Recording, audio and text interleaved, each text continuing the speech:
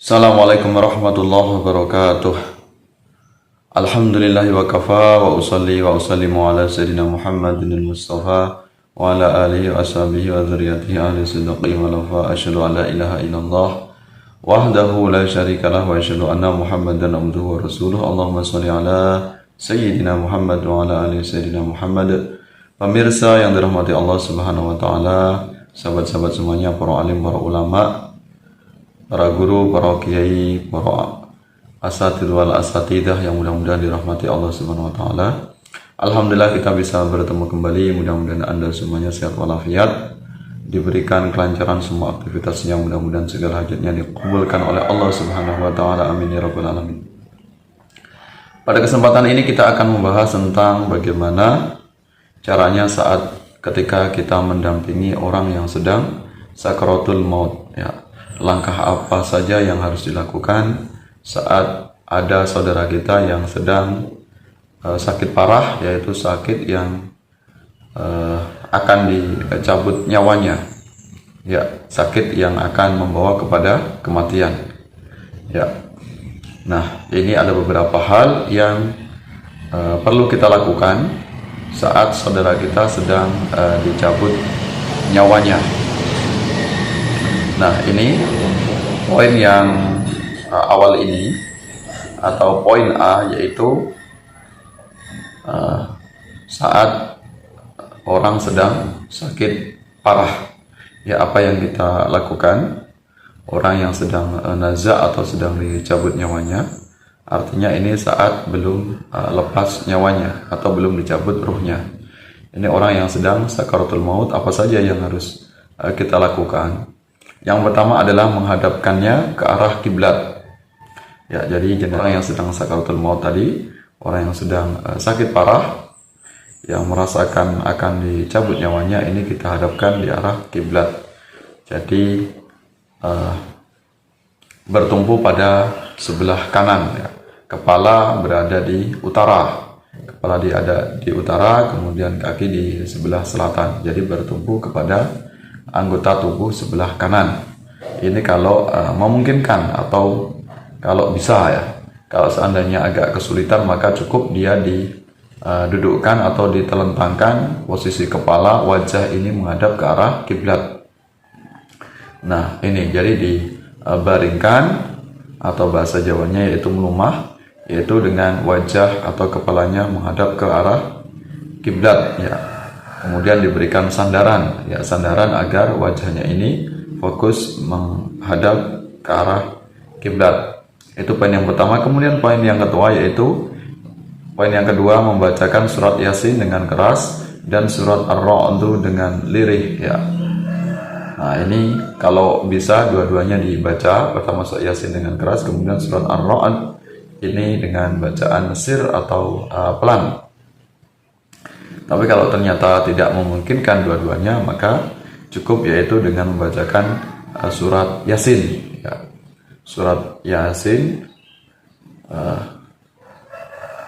agar mengingatkan kepada kematian.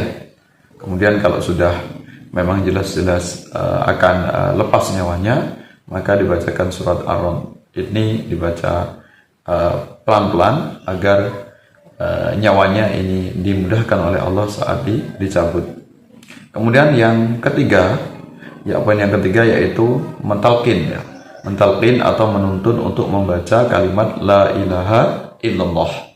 Ya, la ilaha illallah ini disunahkan agar jenazah orang yang sedang sakaratul maut ini bisa mengucapkan kalimat tahlil, yaitu la ilaha illallah.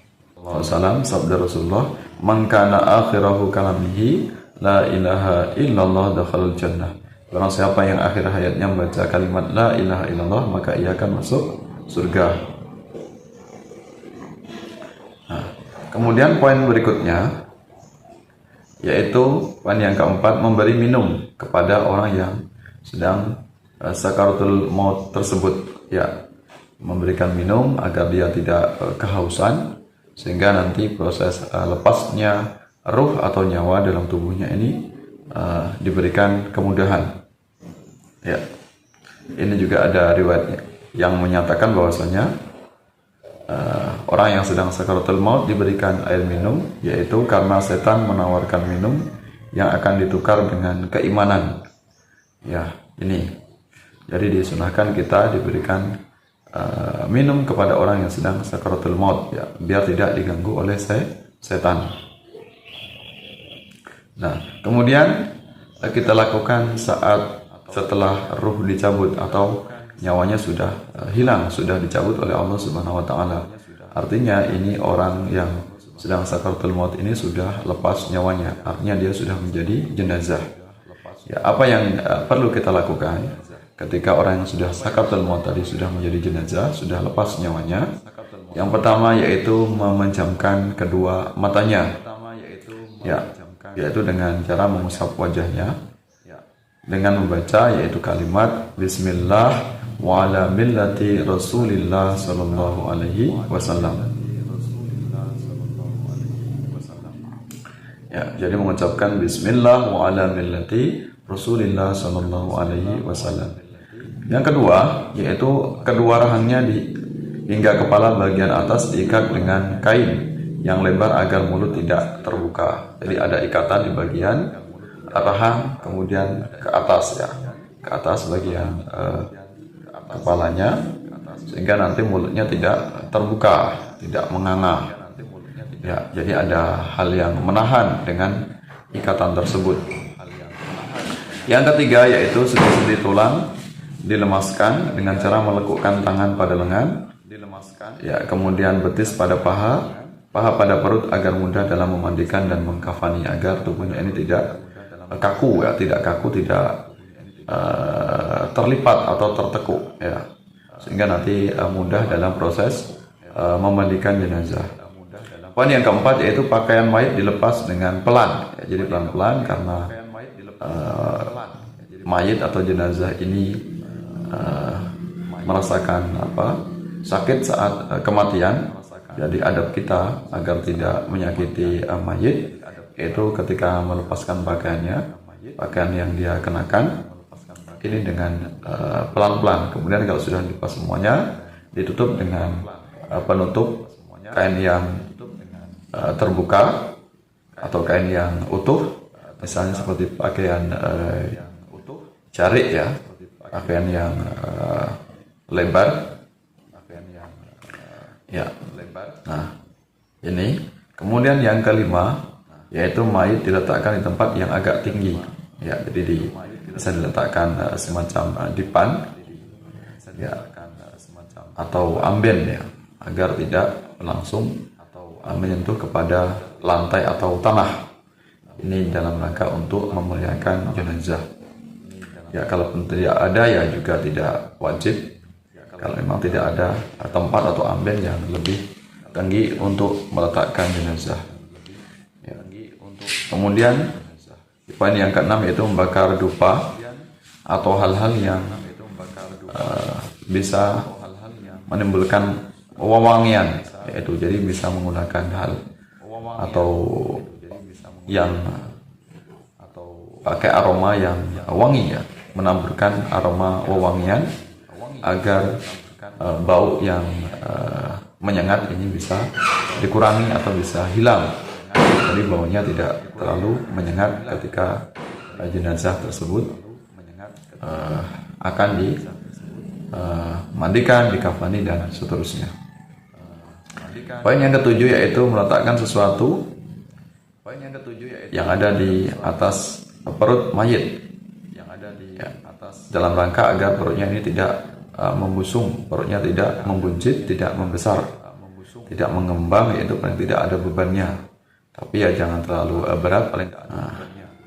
Kemudian poin yang ke-8 yaitu segera melunasi hutang dan melaksanakan wasiatnya. Nah, itu hal-hal yang segera kita lakukan saat ada orang yang sedang sakaratul maut, sampai kemudian tindakan pertama yang harus kita lakukan saat orang yang sudah sakaratul maut tersebut sudah lepas ruhnya atau hilang nyawanya. Nah, ini sebelum dilakukan tindakan berikutnya yaitu untuk dimandikan. Jadi itu langkah-langkah yang sesuai dengan sunnah Rasulullah SAW yang harus kita lakukan jika ada saudara kita, jika ada tetangga kita, umat Islam yang sedang dicabut nyawanya sampai kemudian lepas nyawanya. Ini adab atau etika yang harus kita berikan dalam rangka untuk memuliakan jenazah, dalam rangka agar membantu mayit saat dia dicabut nyawanya, dicabut ruhnya, saat menjelang pada kematian. Ya, mudah-mudahan ini yang saya sampaikan bisa bermanfaat. Mudah-mudahan kita semuanya menghadap Allah Subhanahu wa taala saat nanti dimudahkan, saat dicabut nyawanya oleh Allah Subhanahu wa taala, mati dalam keadaan membawa iman, membawa amal soleh, dicabut dengan mudah oleh Allah Subhanahu wa taala ruh kita, sehingga kita mati dalam keadaan husnul khotimah. Amin ya rabbal alamin. Mudah-mudahan bermanfaat untuk kita semuanya, sebagai pembelajaran untuk kita semuanya dalam rangka menjemput pada kematian. Wallahu a'lam bishawab. Wallahu muwaffiq ila aqwamit thoriq. Assalamualaikum warahmatullahi wabarakatuh.